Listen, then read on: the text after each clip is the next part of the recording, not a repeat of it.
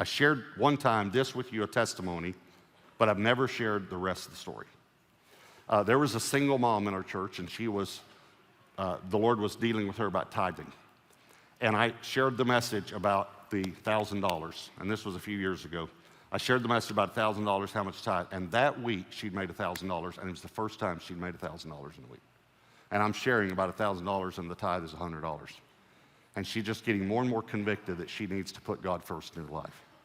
So at the end of the service, she gets her checkbook out, she writes out a check, and when she's about to put $100, the Lord said to her, add $20. And she said, Lord, this is going to be a struggle for me to do this, a tithe.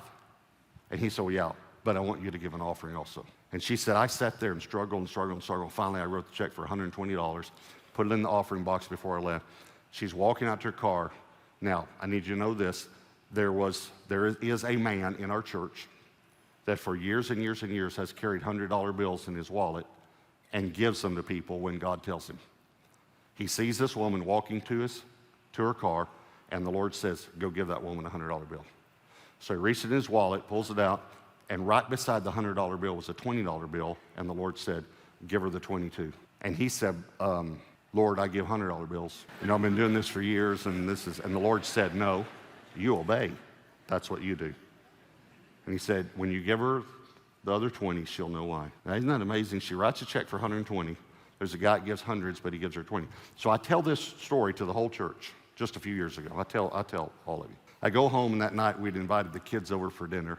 And it was just shortly after my daughter had come back to the Lord. My daughter lived a double life for a while, and I've shared that with you, and she shares it when she speaks. But it wasn't very long, and I was so grateful for my daughter coming back to the Lord. So all the kids come over, and my daughter says, can I talk to you for a minute? And I said, yeah. And so we went in my office. She gets these tears in her eyes, and she says, story you told today about the man that gives the $100 away? I said, yeah. She said, that's you, isn't it? I said, yeah, sugar, that's me.